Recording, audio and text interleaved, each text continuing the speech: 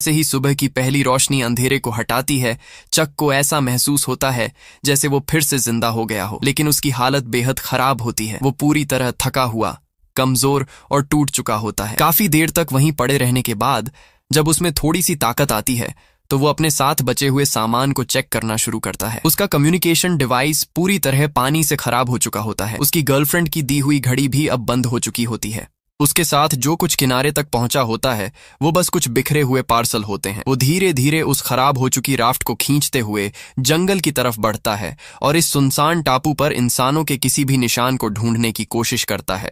लेकिन चारों तरफ सिर्फ सन्नाटा और ठंडी उदास हवा होती है। कोई इंसान, कोई आवाज, कुछ भी नहीं। उम्मीद के सहारे वो समुद्र किनारे रेत पर बड़े बड़े अक्षरों में हेल्प लिखता है ताकि अगर कोई प्लेन ऊपर से गुजरे तो उसे देख सके। लेकिन किस्मत यहां भी उसका साथ नहीं देती। कुछ ही देर बाद लहरें आकर उस लिखे हुए शब्द को मिटा देती हैं। ये देखकर उसका मन और भी टूट जाता है। फिर भी वो हार नहीं मानता और सूखी लकड़ियों को इकट्ठा करके एक ऊंची जगह पर फिर से हेल्प लिखता है ताकि दूर से भी दिख सके।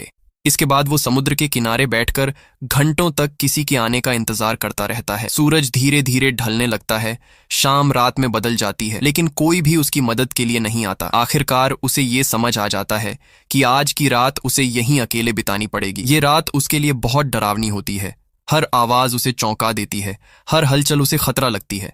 रात के बीच अचानक कोई अजीब सी आवाज सुनकर उसकी नींद खुल जाती है। वो घबरा कर उठता है और अंधेरे जंगल की तरफ देखने लगता है। कुछ भी साफ नजर नहीं आता, बस घना अंधेरा। वो अपने हाथ में एक चप्पू पकड़कर पूरी तरह सतर्क हो जाता है, जैसे किसी भी खतरे के लिए तैयार हो। लेकिन कुछ देर बाद वो आवाज फिर से नहीं आती। धीरे धीरे वो खुद को समझाता है और वापस शांत होने की कोशिश करता है। अगली सुबह जब सूरज निकलता है तो कुछ और पार्सल समुद्र की लहरों के साथ बहकर किनारे आ जाते हैं। चक उन्हें इकट्ठा करने लगता है और देखने लगता है कि उनमें क्या है। तभी अचानक वही अजीब आवाज फिर से सुनाई देती है। इस बार वो थोड़ा हिम्मत जुटाता है, पार्सल को छोड़कर धीरे धीरे उस आवाज की तरफ बढ़ता है। दिल की धड़कन तेज होती जाती है, लेकिन जब वो करीब पहुंचता है तो उसे पता चलता है कि ये कोई खतरनाक चीज नहीं बल्कि पेड़ से गिरते हुए नारियल की आवाज थी।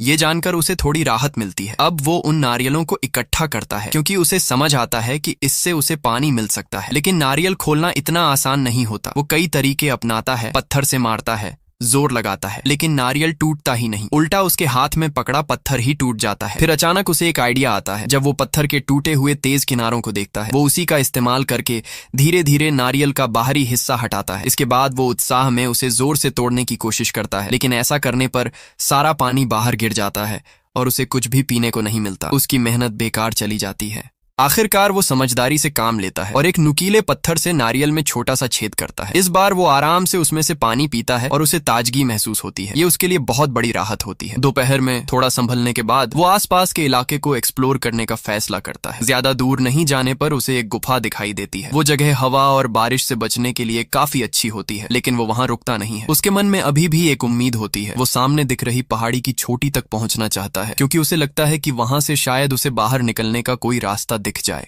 लेकिन वहां तक पहुंचना आसान नहीं होता। जैसे ही वो आगे बढ़ता है, रास्ते में नुकीले पत्थर और चट्टानें उसे रोकने लगती हैं। हर कदम उसके लिए दर्द भरा होता है, जैसे वो कीलों पर चल रहा हो। उसके पैर पहले से ही जख्मी होते हैं, इसलिए वो खुद को बचाने के लिए कपड़े के टुकड़े फाड़कर अपने पैरों पर बांधता है। वो अपने मोजों के अंदर पत्ते भरता है और इस तरह एक तरह के अस्थायी जूते बना लेता है। इसके बाद वो धीरे धीरे उसी हाल में पहाड़ी की तरफ बढ़ने लगता है, हर कदम मुश्किल लेकिन उम्मीद के साथ। कुछ समय बाद आखिरकार चक उस पहाड़ी की चोटी तक पहुंच जाता है। ऊपर पहुंचकर वो चारों तरफ नजर दौड़ाता है और तभी उसे अपनी किस्मत का असली सच समझ आता है। चारों ओर सिर्फ अंतहीन समुद्र ही समुद्र नजर आता है। जहां तक आंखें जाती हैं, बस पानी ही पानी।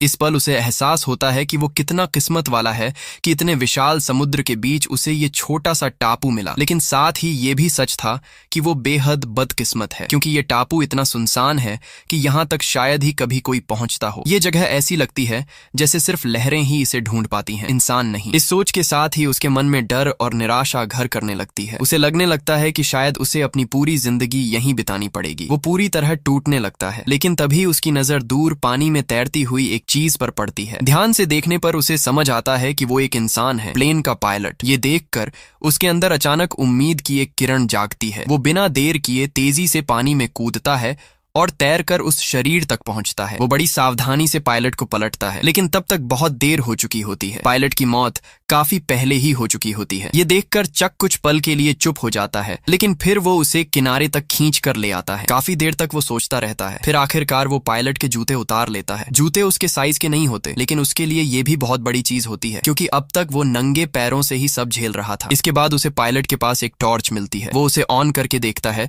और किस्मत से वो अभी भी काम कर रही होती है। ये उसके लिए बहुत बड़ी राहत होती है। फिर वो पायलट का वॉलेट खोलता है और उसमें उसकी पहचान से जुड़ी चीजें पाता है। साथ ही एक फैमिली फोटो भी होती है। उस फोटो को देखकर चक कुछ पल के लिए भावुक हो जाता है। वो पायलट की जानकारी याद रखता है और फिर उसी जगह एक गड्ढा खोदकर उसे दफना देता है। वो उस फैमिली फोटो को भी उसके साथ रख देता है और पास की चट्टान पर उसकी जानकारी उकेर देता है, ताकि उसकी पहचान कभी खो ना जाए। ये सब करने के बाद ही वो खुद को थोड़ा सुकून महसूस करता है और फिर उन जूतों को पहन लेता है। लेकिन जैसे जैसे रात गहराने लगती है, वो सो नहीं पाता। उसकी नजर बार बार अपनी गर्लफ्रेंड की दी हुई घड़ी पर जाती है। वो सोचने लगता है कि जब उसकी मौत की खबर उसकी गर्लफ्रेंड तक पहुंचेगी तो उस पर क्या बीतेगी। ये ख्याल उसे अंदर से तोड़ देता है।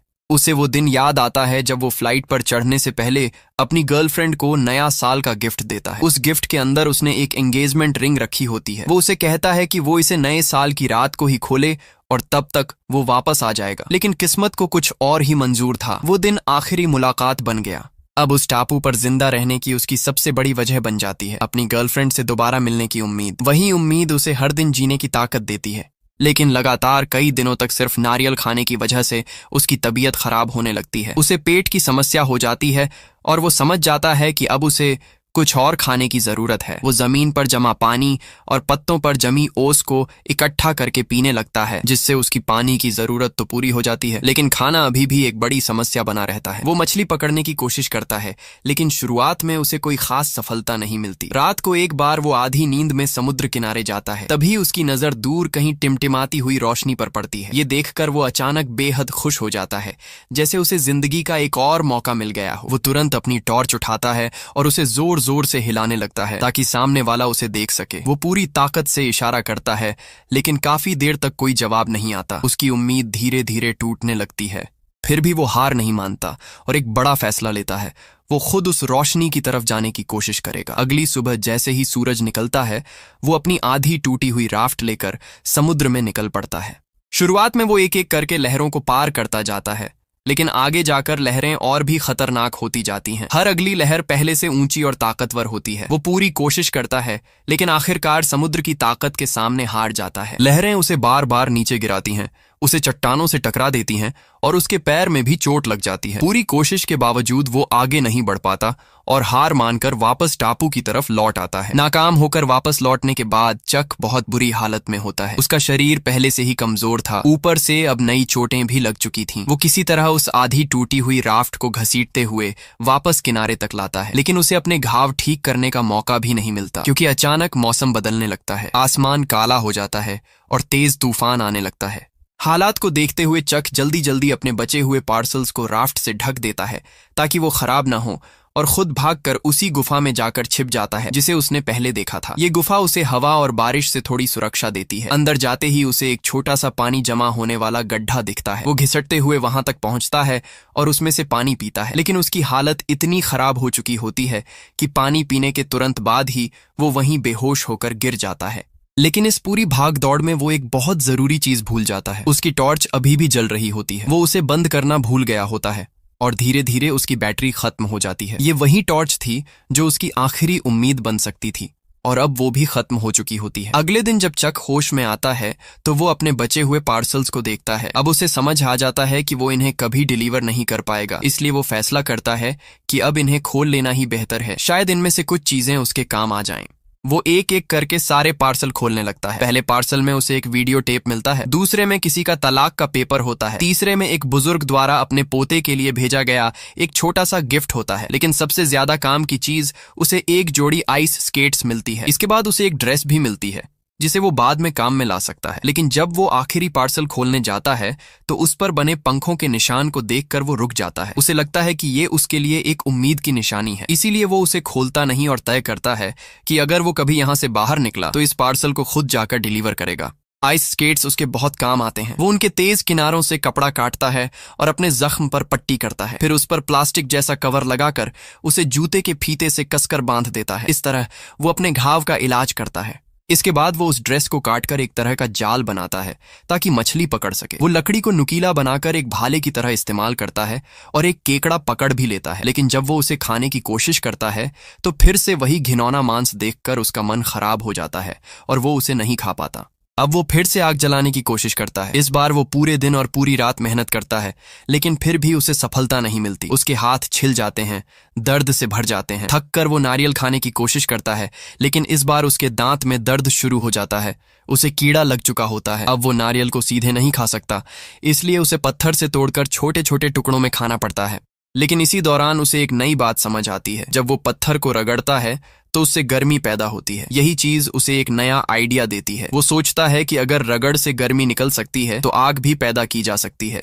वो तुरंत इस तरीके को अपनाने लगता है, लेकिन इस बार भी किस्मत उसका साथ नहीं देती। उल्टा उसके हाथ और ज्यादा जख्मी हो जाते हैं। लगातार मिल रही नाकामयाबियों से वो पूरी तरह टूट जाता है। उसका गुस्सा, उसकी निराशा सब एक साथ बाहर आ जाती है। वो जोर जोर से चिल्लाता है, चीजें फेंकता है, लेकिन इस सुनसान टापू पर उसकी आवाज सुनने वाला कोई नहीं होता। कुछ देर बाद वो खुद को शांत करता है। उसे एहसास होता है कि यहाँ गुस्से का कोई मतलब नहीं है। अगर उसे जिंदा रहना है तो उसे शांत रहकर सोच समझकर काम करना होगा। वो अपने जख्मों का इलाज करता है और फिर से लकड़ियां उठाकर आग जलाने की कोशिश करने लगता है। तभी उसकी नजर एक वॉलीबॉल पर पड़ती है जो उसके खून से सनी होती है। उसे देखकर ऐसा लगता है जैसे वो किसी इंसान का चेहरा हो। वो उसमें अपने हाथ के खून और थोड़ी लार मिलाकर आंख, नाक और मुंह बना देता है और उसे एक नाम देता है, विल्सन। अब वो उस बॉल से बात करने लगता है जैसे वो कोई इंसान हो। इस सुनसान जिंदगी में विल्सन उसका एकमात्र साथी बन जाता है। वो आग जलाने की कोशिश करते हुए उससे बातें करता रहता है और शायद इसी साथ की वजह से उसका हौसला बना रहता है। आखिरकार इस बार उसकी मेहनत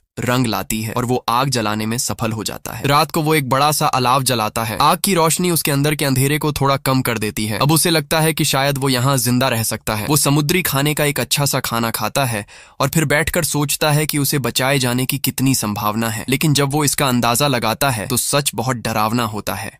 उसे पता चलता है कि जिस इलाके में वो है वो करीब 5 लाख वर्ग मील में फैला हुआ है, जो 2 बड़े राज्यों जितना होता है, और इतने बड़े इलाके में उसे ढूंढ पाना लगभग नामुमकिन है। ये सोचकर उसकी सारी उम्मीदें टूट जाती हैं। लेकिन मुसीबतें यहीं खत्म नहीं होती। अब चक को एक और बड़ी परेशानी घेर लेती है, उसके दांत का दर्द। कीड़े लगे उस दांत की वजह से उसे इतना तेज दर्द होता है कि वो उसे बर्दाश्त ही नहीं कर पाता। दर्द इतना ज्यादा होता है कि वो ठीक से खा भी नहीं पाता, सो भी नहीं पाता। आखिरकार वो फैसला करता है कि अगर उसे जिंदा रहना है तो उसे खुद ही इसका इलाज करना पड़ेगा। बहुत हिम्मत जुटाकर वो एक पत्थर की मदद से अपने उस खराब दांत को तोड़कर निकाल देता है। ये पल बेहद दर्दनाक होता है, लेकिन इसके बाद उसे थोड़ी राहत मिलती है। समय धीरे धीरे बीतता रहता है और देखते ही देखते 4 साल गुजर जाते हैं। इस दौरान चक पूरी तरह बदल चुका होता है। अब वो पहले जैसा कमजोर और अनजान इंसान नहीं रहा। उसने मछली पकड़ना सीख लिया होता है, वो भी इतनी अच्छी तरह कि अब उसके लिए ये काम बिल्कुल आसान हो चुका होता है। जो कच्ची मछली कभी उसे घिन दिलाती थी, अब वो बिना किसी परेशानी के उसे खा लेता है। उसने उस टापू की जिंदगी को पूरी तरह अपना लिया होता है। धीरे धीरे वो इस सच्चाई को भी स्वीकार कर लेता है कि शायद वो कभी यहाँ से बाहर नहीं जा पाएगा। उसकी उम्मीदें लगभग खत्म हो चुकी होती हैं। लेकिन तभी एक दिन कुछ अलग होता है। अचानक उसे बाहर से कोई अजीब सी आवाज सुनाई देती है। वो चौकन्ना हो जाता है और तुरंत बाहर जाकर देखता है कि आखिर हुआ क्या है। वहां जाकर उसे पता चलता है कि समुद्र की लहरों के साथ एक बड़ा सा टिन का टुकड़ा किनारे पर आकर अटक गया है, जो शायद किसी जहाज या किसी चीज का हिस्सा था। पहले तो वो सावधानी से उसे देखता है, ये सुनिश्चित करने के लिए कि उसमें कोई खतरा तो नहीं है। फिर धीरे से उसे छूता है। इतने सालों बाद किसी ऐसी चीज को छूना जो इंसानी दुनिया से जुड़ी हो, उसके लिए एक अजीब सा एहसास होता है, जैसे वो फिर से अपने पुराने जीवन को महसूस कर रहा हो। वो उस टिन के टुकड़े को खींचकर किनारे तक ले आता है और काफी देर तक उसे ध्यान से देखता रहता है। लेकिन शुरुआत में उसे समझ नहीं आता कि इसका वो क्या कर सकता है। ये बस एक बेकार सा टुकड़ा लगता है।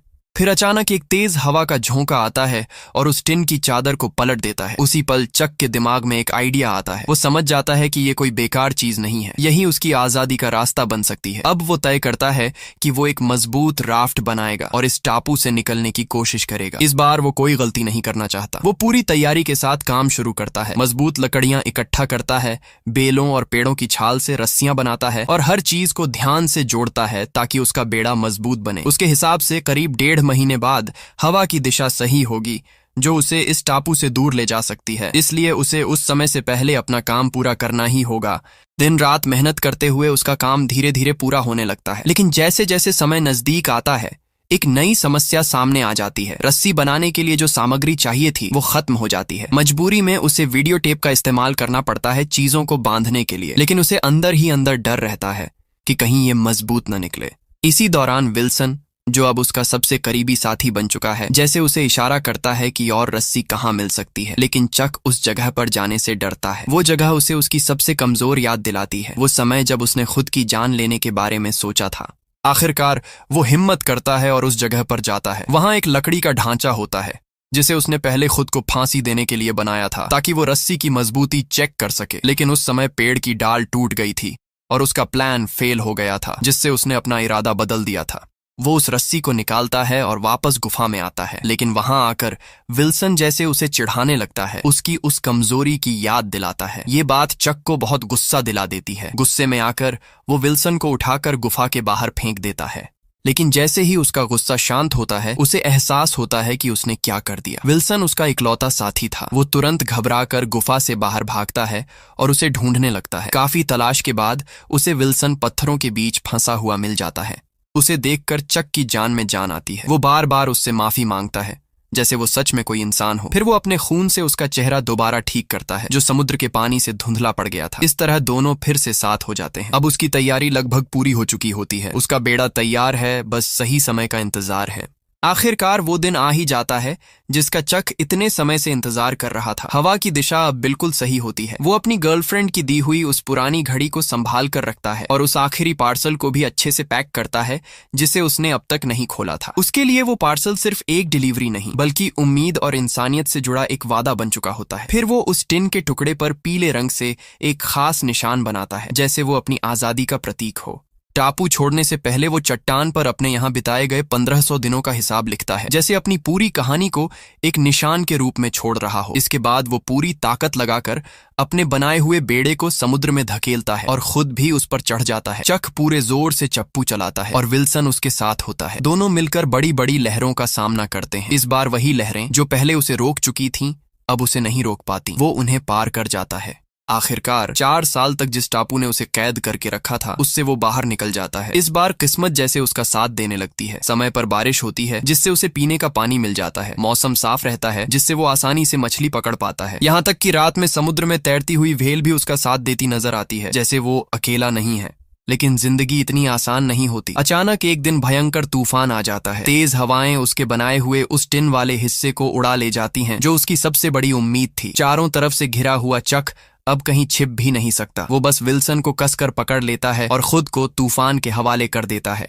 अगली सुबह जब तूफान शांत होता है तो सब कुछ बदल चुका होता है। उसका बेड़ा लगभग टूट चुका होता है और सबसे बड़ा झटका ये होता है कि विल्सन अब उसके पास नहीं होता। वो घबराकर चारों तरफ देखता है। तभी उसे दूर पानी में विल्सन बहता हुआ नजर आता है, धीरे धीरे उससे दूर जाता हुआ। चक बिना कुछ सोचे समझे पानी में कूद पड़ता है। वो पूरी ताकत से तैरता है, लेकिन उसे याद आता है कि उसका बेड़ा भी बह सकता है, इसलिए वो उसे रस्सी से बांध देता है। वो विल्सन तक पहुंचने की पूरी कोशिश करता है, लेकिन रस्सी छोटी पड़ जाती है। वो बेड़े को खींचने की कोशिश करता है ताकि और आगे जा सके, लेकिन इस कोशिश में रस्सी उसके हाथ से छूट जाती है। अब उसके सामने एक बहुत बड़ा फैसला होता है। एक तरफ उसका बेड़ा है जो उसकी जिंदगी का सहारा है, और दूसरी तरफ विल्सन है जो उसका इकलौता साथी है। कुछ पल के लिए वो टूट जाता है, लेकिन आखिरकार वो जीने का फैसला करता है और विल्सन को जाने देता है। विल्सन को खोने के बाद चक पूरी तरह टूट जाता है। उसके अंदर जीने की इच्छा लगभग खत्म हो जाती है। वो खुद को समुद्र के हवाले कर देता है और बस बहता रहता है बिना किसी दिशा के। काफी समय बीत जाता है और फिर एक दिन उसके पीछे एक बड़ा जहाज दिखाई देता है। उसके साथ चल रही व्हेल जैसे उसे इशारा करती है। वो मुड़कर देखता है और आखिरी ताकत जुटाकर मदद के लिए हाथ बढ़ाता है। इस बार उसकी किस्मत उसका साथ देती है, उसे बचा लिया जाता है। जब उसकी गर्लफ्रेंड को पता चलता है कि वो जिंदा है, तो वो ये खबर सुनकर ही बेहोश हो जाती है। इतने सालों बाद ये किसी चमत्कार से कम नहीं होता। वापसी के दौरान उसके दोस्त उसे बताते हैं कि उसकी गर्लफ्रेंड उसे लेने एयरपोर्ट आएगी। ये सुनकर चक के मन में अजीब सी हलचल होती है। खुशी भी होती है, लेकिन साथ ही डर भी कि वो अब कैसे सामना करेगा। दोस्त उसे समझाते हैं कि इसमें उसकी गर्लफ्रेंड की कोई गलती नहीं थी। सबको लगा था कि चक मर चुका है, यहाँ तक कि उसका अंतिम संस्कार भी कर दिया गया था। एयरपोर्ट पहुंचने के बाद चक एक कमरे में इंतजार करता है, लेकिन उसकी गर्लफ्रेंड नहीं आती। उसकी जगह एक आदमी आता है जो अब उसका पति होता है। वो चक से बात करने की कोशिश करता है, लेकिन चक कुछ बोल नहीं पाता। असल में चक उसे दोष नहीं दे रहा होता, बस वो इस सच्चाई को स्वीकार नहीं कर पा रहा होता। लेकिन जब वो खिड़की से बाहर अपनी गर्लफ्रेंड को देखता है जो अंदर आने की हिम्मत नहीं जुटा पा रही होती, तो उसके दिल का बोझ थोड़ा हल्का हो जाता है। उसे समझ आ जाता है कि ये सब हालात का खेल है। कुछ समय बाद जब सब लोग चले जाते हैं, चक अकेला रह जाता है। वो जमीन पर लेटा हुआ अपनी घड़ी को देखता रहता है और पुरानी यादों में खो जाता है। आखिरकार वो खुद को रोक नहीं पाता और अपनी गर्लफ्रेंड के घर पहुंच जाता है। दरवाजा खुलते ही दोनों एक दूसरे को देखते हैं और लंबे समय बाद एक दूसरे को गले लगाते हैं। वो पल बेहद भावुक होता है, लेकिन सच्चाई अभी भी वही होती है। अब सब कुछ पहले जैसा नहीं रहा। घर के अंदर चक उसकी जिंदगी को देखता है, उसकी फैमिली, उसकी बेटी, और उसे एहसास होता है कि अगर वो उस दिन नहीं गया होता तो शायद उसकी जिंदगी कुछ और होती। दोनों बात करते हैं, पुराने दिनों को याद करते हैं। चक अपनी घड़ी उसे वापस कर देता है, जैसे वो अपने रिश्ते को वहीं खत्म कर रहा हो। लेकिन उसे ये जानकर हैरानी होती है कि उसकी गर्लफ्रेंड ने कभी उसे ढूंढना बंद नहीं किया था। उसने अपने करियर तक की परवाह नहीं की। फिर भी अब सब कुछ बदल चुका होता है। वो दोनों समझ जाते हैं कि अब उन्हें अलग अलग रास्तों पर चलना होगा। आखिरी बार दोनों बारिश में एक दूसरे को गले लगाते हैं, अपने प्यार और दर्द को महसूस करते हैं और फिर अलग हो जाते हैं। अगले दिन चक उस आखिरी पार्सल को लेकर उसके पते पर जाता है, लेकिन वहां कोई नहीं होता। वो एक नोट छोड़ देता है कि इस पार्सल ने उसकी जान बचाई। इसके बाद वो एक चौराहे पर पहुंचता है जहां उसे समझ नहीं आता कि अब उसे किस रास्ते पर जाना चाहिए। तभी एक औरत उसे रास्ता बताती है और चली जाती है। उसकी गाड़ी के पीछे वही पंखों वाला निशान बना होता है। चक कुछ देर सोचता है और फिर उसी दिशा में चल पड़ता है। यहीं पर कहानी खत्म होती है। ये फिल्म हमें सिखाती है कि जिंदगी चाहे जितनी मुश्किल क्यों ना हो, अगर इंसान जीने की कोशिश करता रहे तो एक दिन वो अपना रास्ता जरूर ढूंढ लेता है।